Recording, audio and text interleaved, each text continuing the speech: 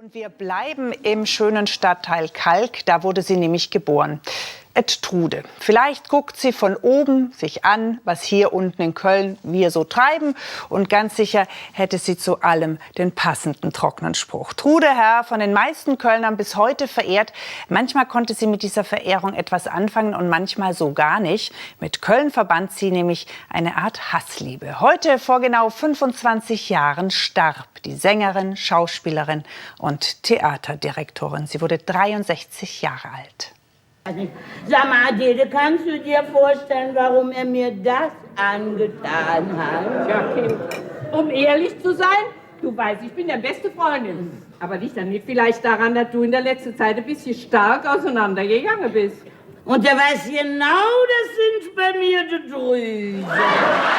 Witzige Frau, intelligente Frau, böse Frau. Trude H. war für mich eine der größten Frauen in Köln. Sie hatte einen wirklich Knallerhumor und sie war, ja, streitbar. Und sie war auch nicht immer sehr gerecht, aber sie hat nie jemand nach dem Mund gesprochen.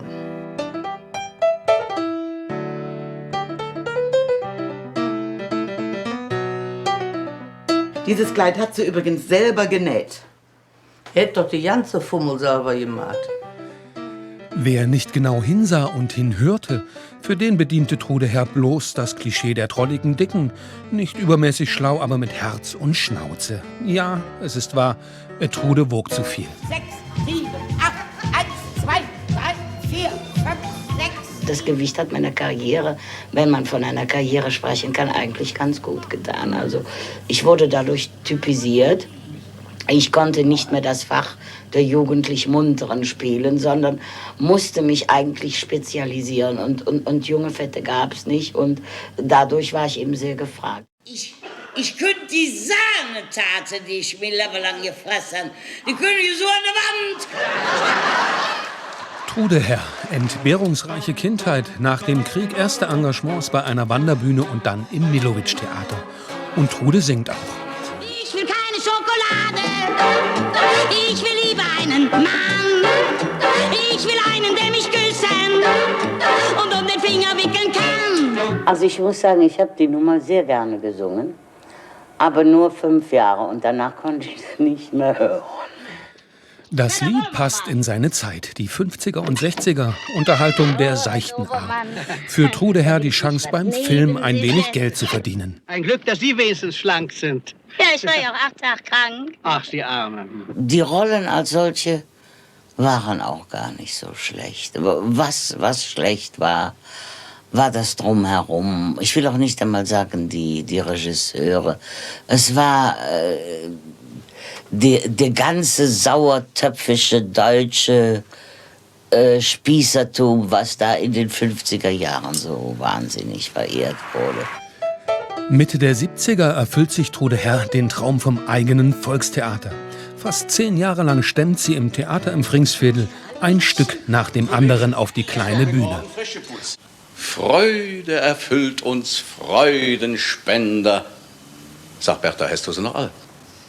Das Wort Freudenspender ist nicht auf meinem Mist gewachsen.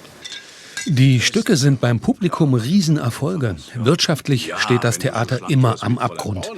Mitte der 80er macht es dicht. Das Theater im Fringsviertel, heute ist es das Odeon, ein Programmkino. Die davor auf Einlass warten, mit der Trude Herr Gedenktafel zu ihren Füßen, erinnern sich noch gut. Einmal habe ich es auf der Bühne gesehen. Ich fand es also ganz fantastisch. Ich will lieber keine Schokolade, ich will lieber einen Mann. Ein Vollblutweib und nicht gerade schlank. Ne? Und dann mit so einem Havanesen durchgebrannt. Ne? Das war doch Trude Herr. Das war ein Kölner Original gewesen. Sehr nette Dame. Quirlig. Schade, dass sie schon tot ist. Nach dem Aus ihres Volkstheaters verlässt Trude Herr ihre Geburtsstadt Köln. Es zieht sie in weite Ferne. Sie war neugierig auf die Welt und gerade Afrika, das hat sie besonders gereizt. Und hat ja auch da die Komik entdeckt. Ich schritt zur Tat. Angetan mit einem Hut, der sämtliche Präsidenten, Gattinnen und Monarchinnen der Erde vor Neid erblassen lässt, schreite ich nunmehr zur Estrade und verleihe ihm einen Orden. Zum Schluss hauen Sie ab aus der bürgerlichen Existenz in die Freiheit. Das machen Sie ja manchmal auch privat. Ja, ich flippe auch schon mal aus. Niemals geht man so ganz. Irgendwas von mir bleibt hier. Oh Heimatschwenke, ich möchte zu Fuß noch